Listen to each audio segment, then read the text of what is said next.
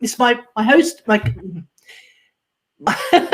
completely forgotten what I'm going to say. And I'm Nicola Cairncross of nicolacairncross.com and clicksandleads.com, and I'm with my always organised co-host Pete Jenkins from.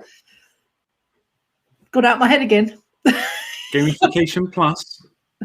Gamificationplus.uk. Sorry, I was so what were you going to say about 21 episodes then? It is 21 episodes. I was going to say about 21 episodes. Most people don't get past 7 or 8. I see. Yes. That's what you meant.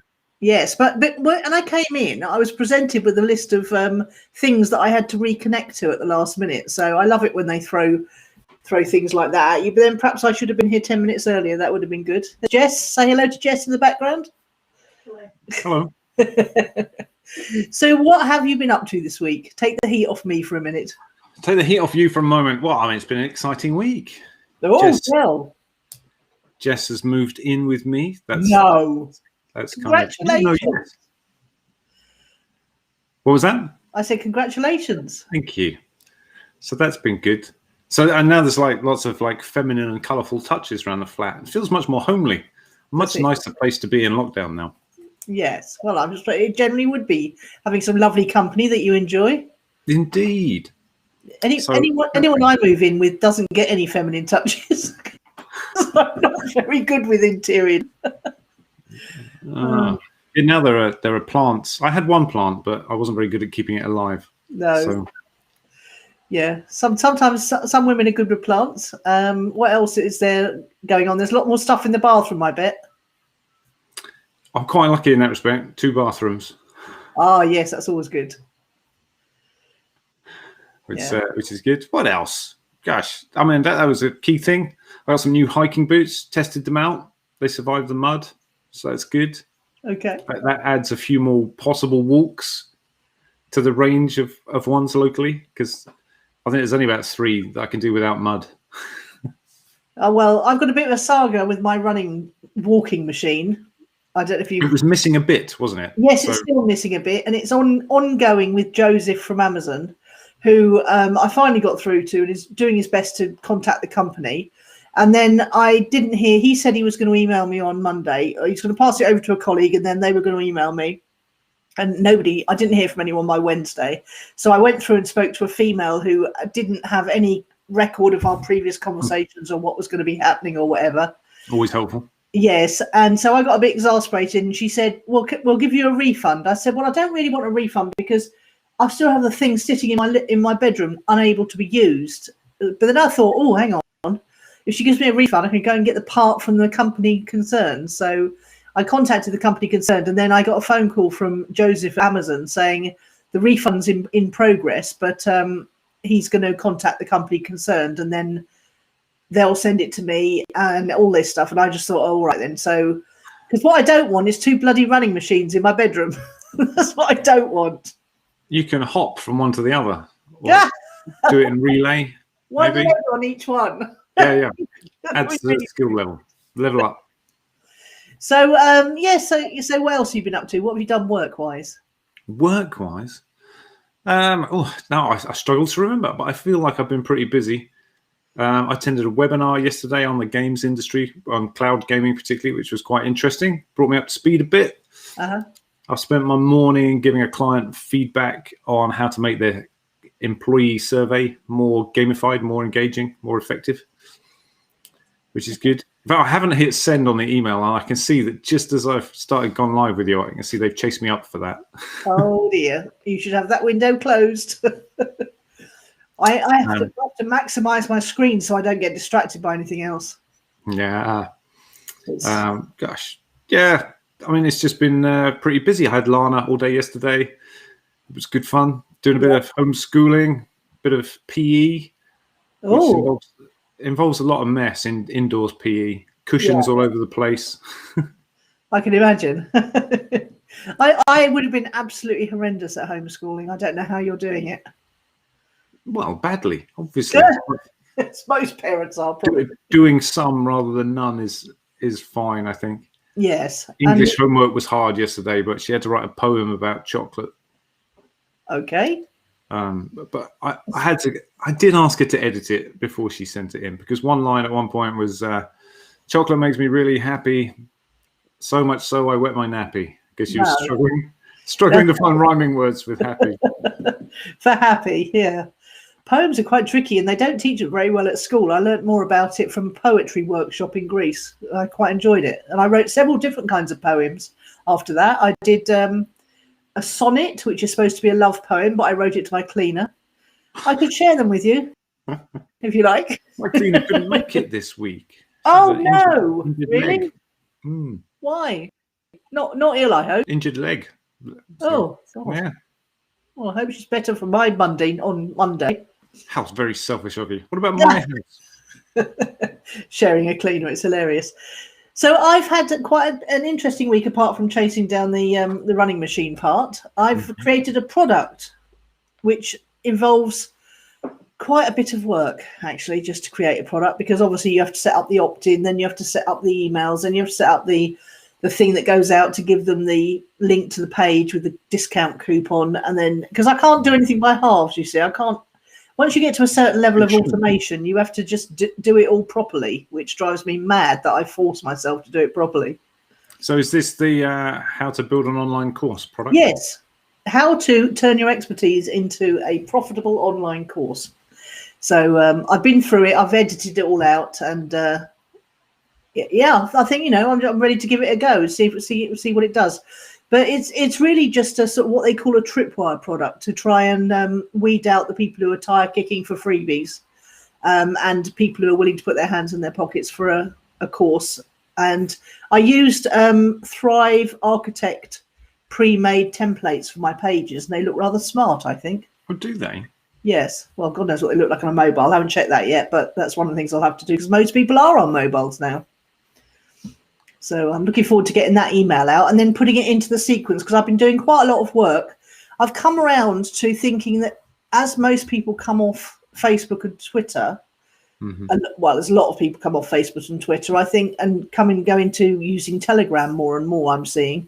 I think email marketing is going to become more important again. Not for the younger people, obviously, but for, anyone over 40, perhaps 35 to 40, the oldies.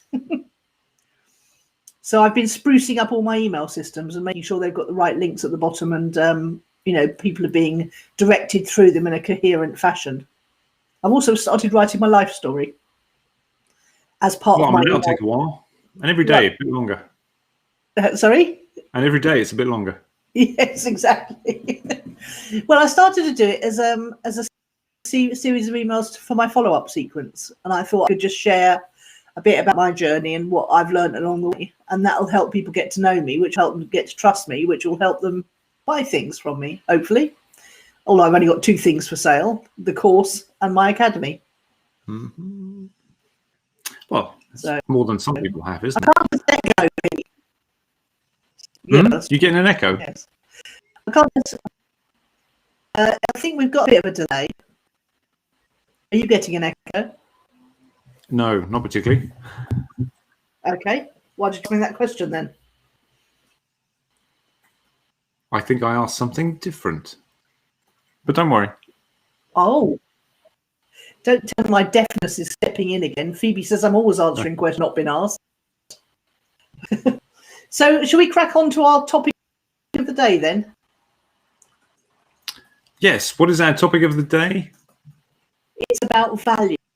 And I tell you what prompted my thought about it was I was talking today to somebody who I speak to occasionally. I met them in Las Vegas a couple of years ago. And they're a larger-than-life character. They've got a fantastic online presence on things like social Instagram.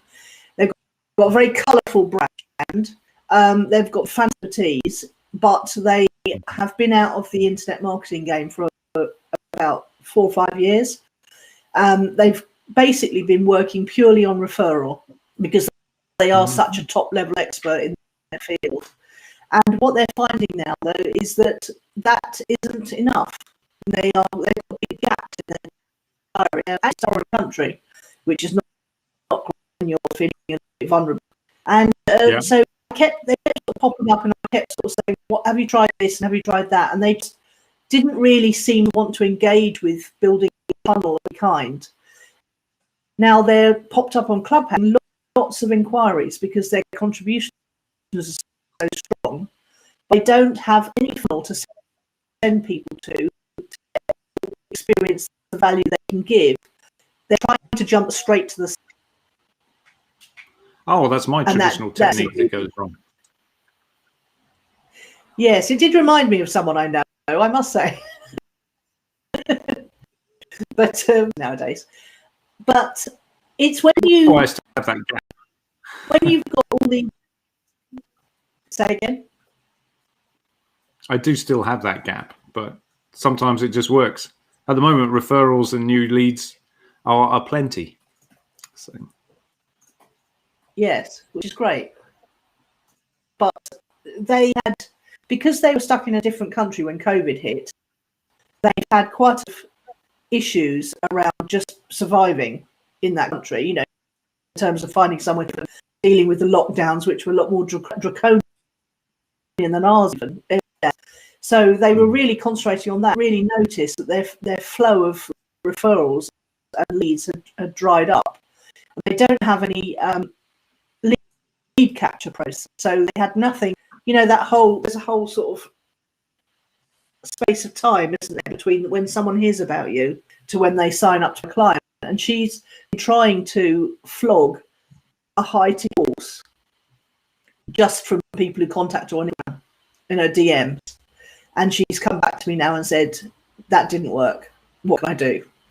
So I was thinking about all the different ways that we could do something together. I don't know why I feel compelled to help, but I think it was because through a couple of rocky patches when I feel empathy for the situation. Yeah.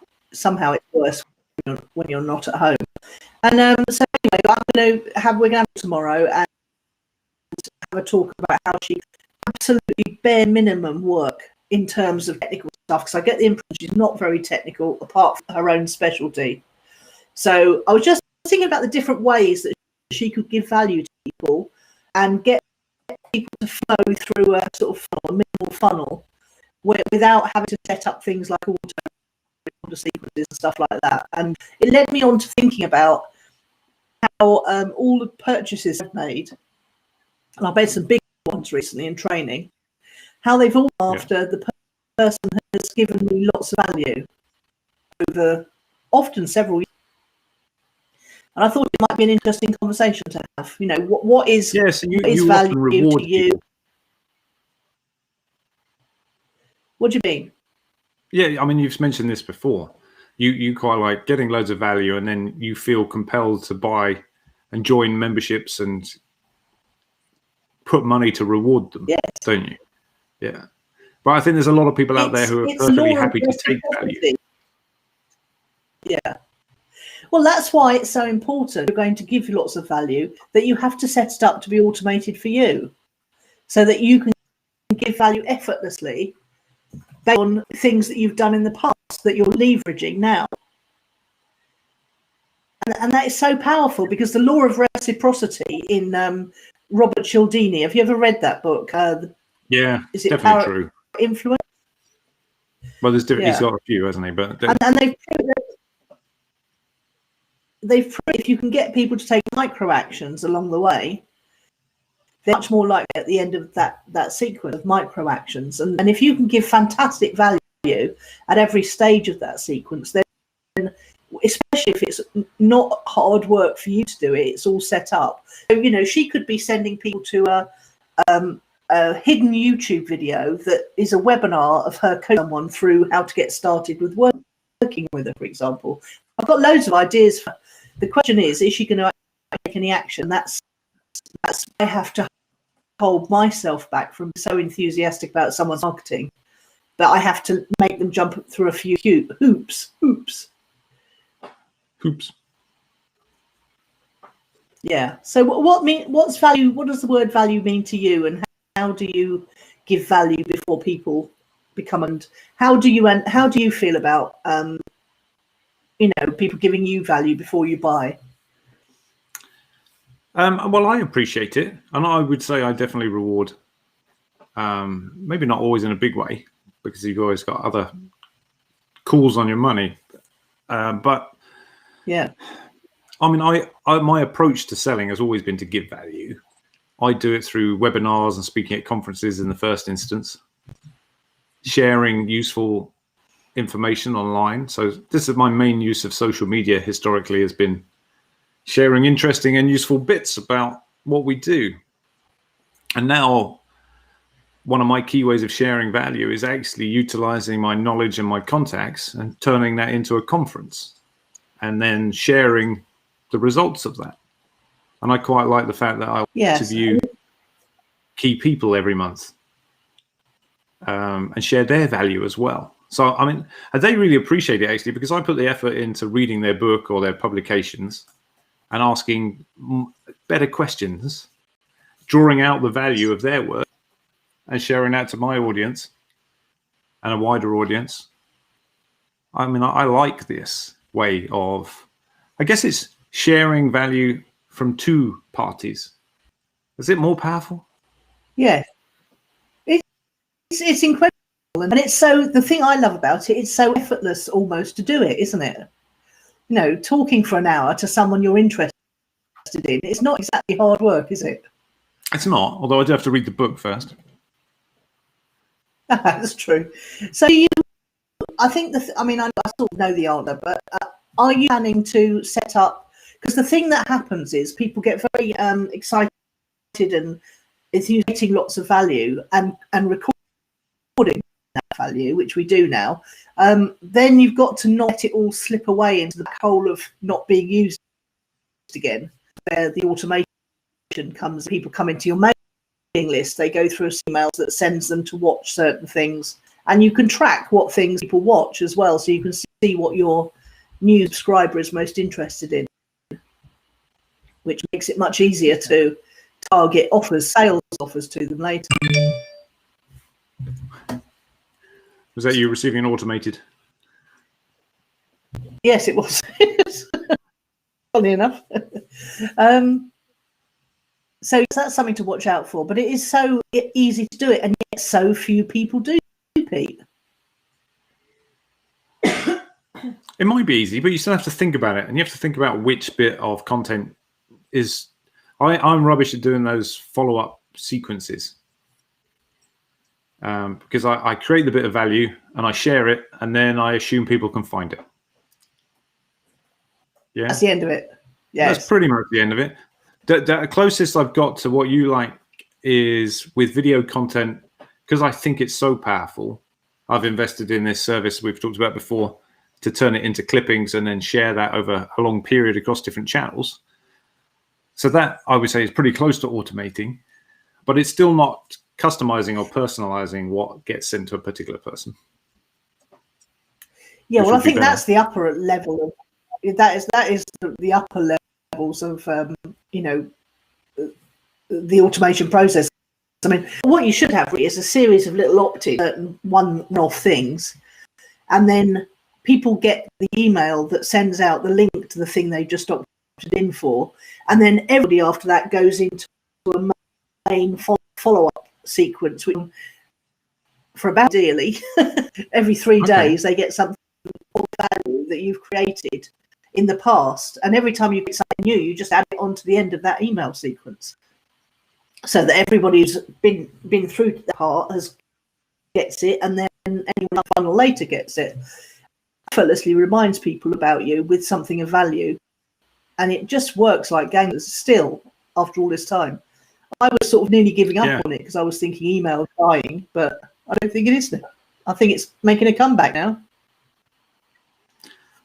Yeah, I think so as well. To be honest, where I have used it, it's always worked. Yeah, I've got a bit of value on my website about a white paper, and if people sign up for it, they get 5 follow-up emails over the following 5 weeks. And it always surprises me how many people reply to those. You know, because I get you put a piercing question when you read this bit.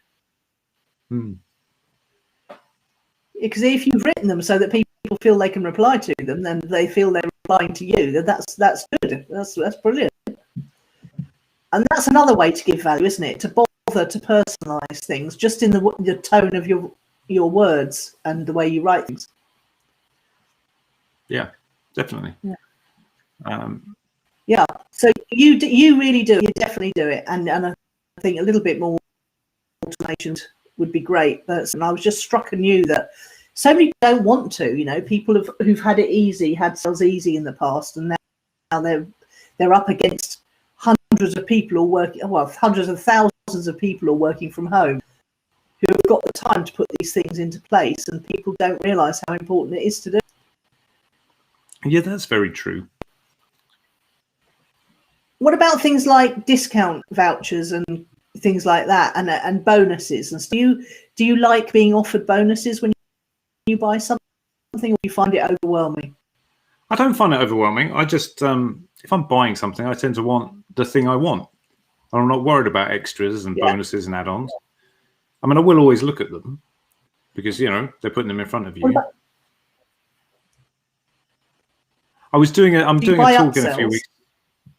I'm doing a talk in a few weeks for a conference, and the conference has given us, all speakers, a discount code to give out. And they've published links to all the speakers, you know, adverts about our talks. And they've said, if you want a discount, contact the speaker. And they've got a unique discount code for you, which I think is quite interesting. Clever. And for instance, I had one request through WhatsApp this morning for that discount code. So it's given someone who knows me an excuse to speak to me. Yeah, and what it's doing is giving them good insight into which speakers are most popular. Yeah, although to be fair, they really wanted us to send out mail shots with that code and things like that, which I've not done. Of course they did. Yeah. And will you? If I get around to it, I've not done January's newsletter yet. There's always hope for January's newsletter. Yeah. Here we are in February. I mean, they're adding value. They're adding value to you by enabling you to offer a value to your contacts. It's nice. Yeah. It's a nice way to do it, I think. While adding value by getting exposed to your contacts. But I think it's a nice way to do it, I think. I think so. I mean, traditionally, that's how I do it with my speakers at my conference. I didn't do it last year just because I priced it so low. I didn't really want anyone to have a discount. Yeah. Well, that's the thing, isn't it? You've always got to price things that way you'd be happy to offer some sort of discount. I'm generally against discounts for some things, but definitely conferences and things, I think they can tip people over. They definitely make a difference with a live event, that's for sure. I'm just trying to resist. Like early bird discounts work really well. Anything that brings people in earlier is good with a timed event, I think. It's essential. Yeah, essential, because it helps you fill it up to a certain point where you can then go forward confidently with the. What does your mug say? What's the message on your mug? That is just like Zen.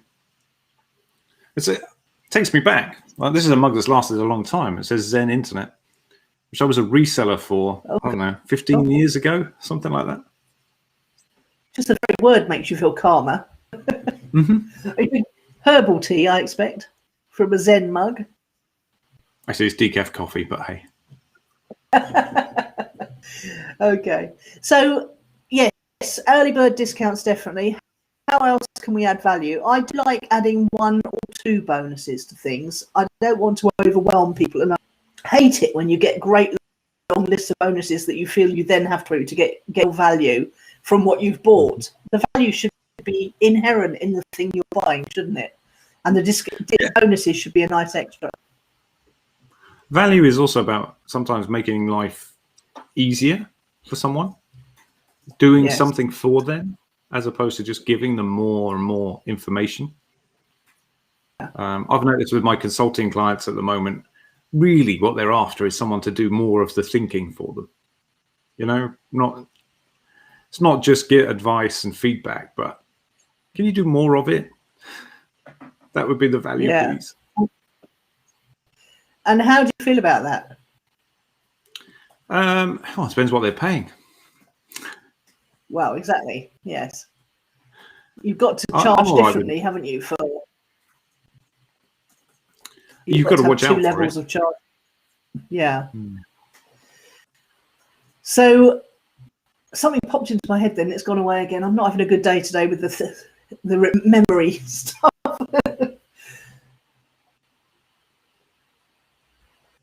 We wait patiently. How do you know when you value? You know when you I know what it was. It's come back again. You know, when you buy something, how do you know you've had value from it? Is it a concrete outcome you're looking for, a feeling that people have done their best? That's interesting. I guess it depends on what your hope for from whatever it was, but things that always stand. If I think about networking meetings or conferences or speeches, things I've attended, there are certain values I always hope for. Like, did I learn something new? Was I inspired to think something new about how my approach to things? Did I meet someone new? Was I introduced to someone new? So they're generally tangible in some respect. They make you go, oh, excellent. That's something I didn't have before. Yeah. What else? Sometimes when you read a business book, you get new insights, don't you? Or sometimes you read one and you go, yeah, I do all that already. And then you feel more comfortable that you're doing it right. Yeah, not missing anything. I think what you just said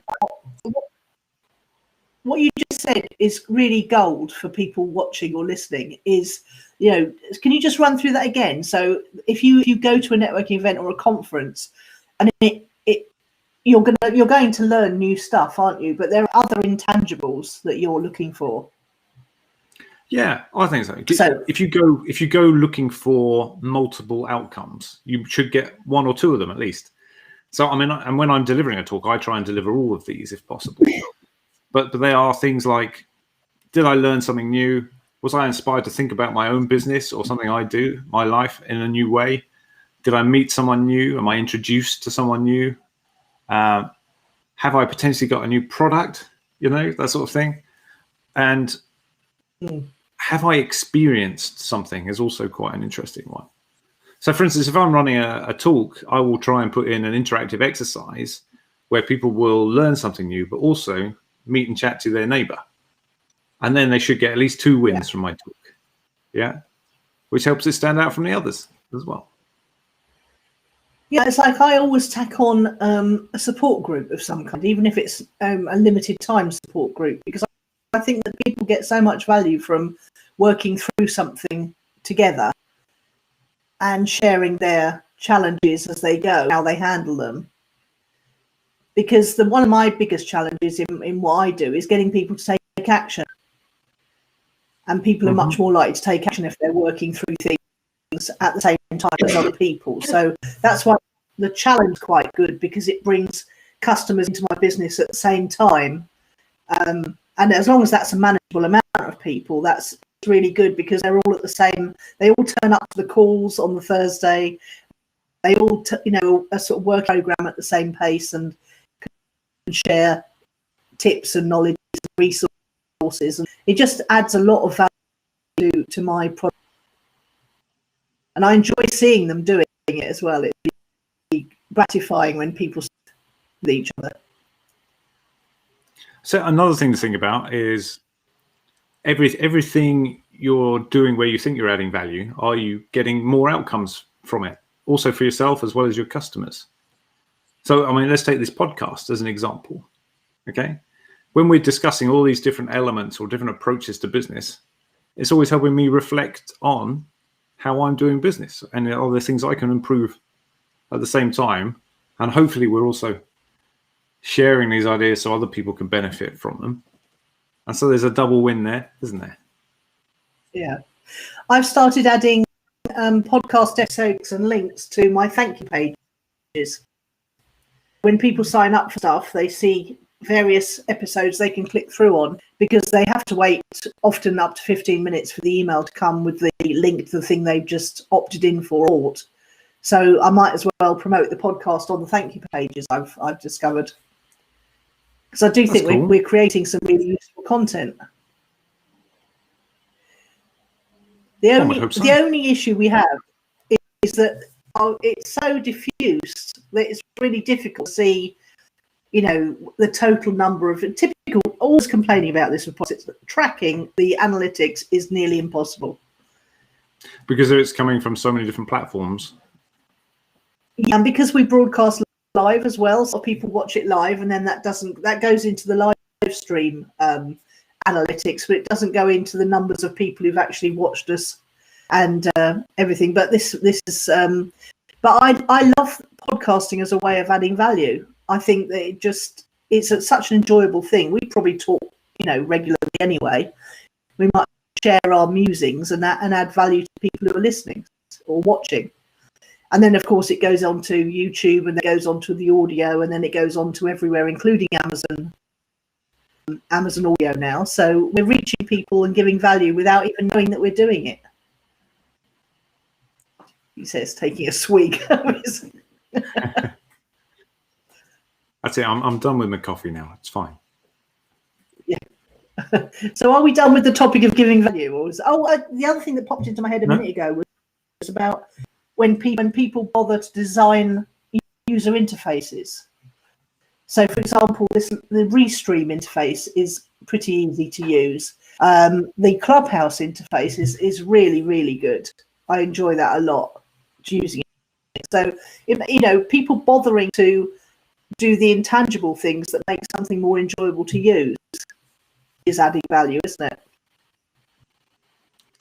Yeah, I mean, if every time you've thought about your customer, your user, and done something for them, you're adding value, aren't you? Yeah, which builds trust. Yeah. Trust, it builds engagement. It gives positive feel for them against your brand. There's so many positive outcomes from just personalizing or thinking about your user. I mean, that is the essence of what we do in gamification. Think about each user. Say again, the essence of what about gamification? It's that we're thinking about each user and what they're getting out of it. What's their benefit? What are we doing for them? That's what underlies it all. Yeah, I suppose it is. That is what we're talking about, isn't it? And just doing it for the joy of it is actually makes it more enjoyable, I find. Yeah, if it's intrinsically engaging and enjoyable, then that's a bonus. Yeah. Cool. Can we think of any other ways? What did I write? I wrote some notes here. Deliver. Yeah, so getting value, delivers promised outcomes, makes you think differently, makes you meet someone differently. I think they all add up, don't they? You never know when you're creating a dot that moves someone along, as Steve Jobs said about you can't connect the dots looking back. And I think it's only by participating in things to see what value you get, you're inadvertently perhaps creating a dot that is your next dot. Yeah, you don't realize it until. Go on.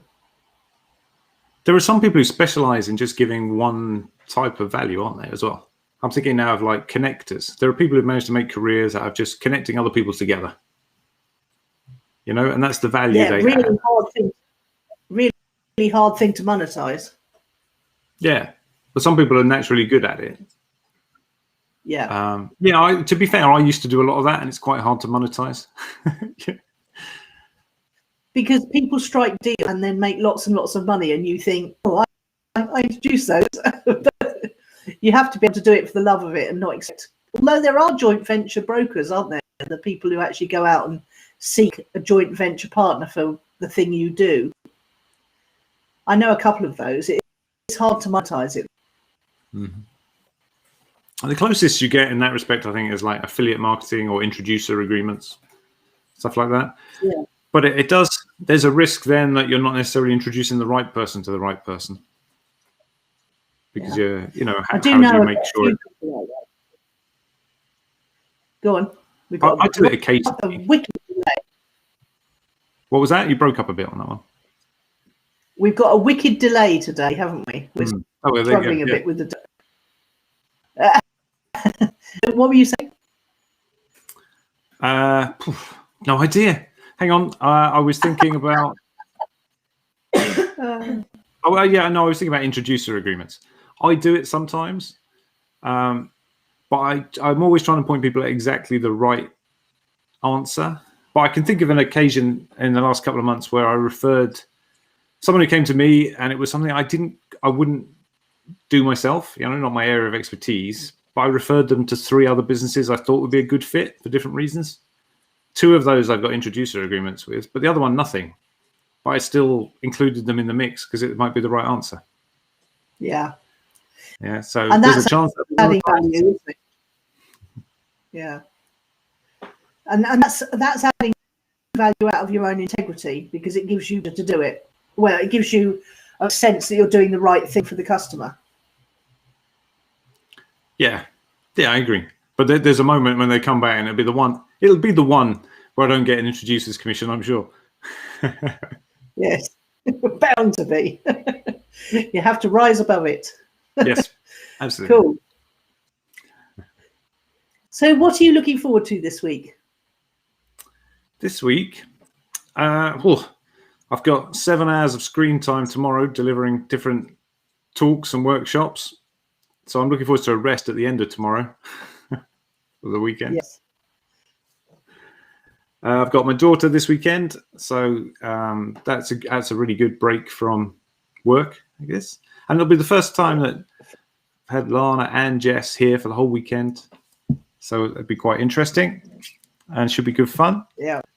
To be fair, yesterday Jess was out for a little bit. My daughter said, when's Jess back? I was like, why? She said, well, she's more fun than you. Typical. Typical. You're very brave, Jess. Because Lana looks like a challenge. She's a very child, isn't she? So imagine quite an intellectual challenge. She's good. They get on great. I've got a bunch of, it's the start of the 2nd semester at university next week. So I've got a bunch of other courses starting, none of which I've put online before. So I've got a bit of work and thinking to do about how to make sure those are really engaging. Yeah. So are you coping with the fact that we can't look forward to anything externally? It's all very internal, isn't it? Yeah. It's slightly crazy, isn't it? But yeah, hopefully spring will be here soon and it'll feel a bit better. What about you? It has been pretty good.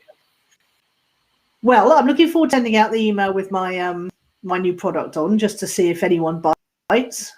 I'm looking forward to getting my part from and starting to do some walking. I'm actually really starting to feel the need to do something like that. And I'm looking forward to tonight's dinner, because it's not my turn to cook. And, Phoebe and I take it in turn with HelloFresh. I've noticed though, I bought some cod steaks from Co-op the other, and they were half the size they normally are. And I've noticed the HelloFresh meals are getting smaller as well. So I'm going to be putting that on my feedback, because it's a hidden form of inflation when portions get smaller. And I can see it starting to happen everywhere. So that's an interesting thing. So I'm not looking forward to that getting worse. But I've got a virtual cryptocurrency conference to attend for 2 days, based in Mexico, which is going to make me feel very cheesed indeed that I'm not there in person. So it's the Anarchapulco, it's called. Anarchapulco. And it's by the it's by the Crypto Vigilante. Sorry, no, the Dollar Vigilante, and they have a Crypto Vigilante thing as well. And they're doing a decentralized conference spread out all over Acapulco in different venues. So that should be quite fun to see how they pull all that together online. And it's live, streaming straight to the radio. Yeah, I'll tell you next week. I don't envy them at all. So, all right, good. Okay, well, let's hope the internet connection is better next time, hey?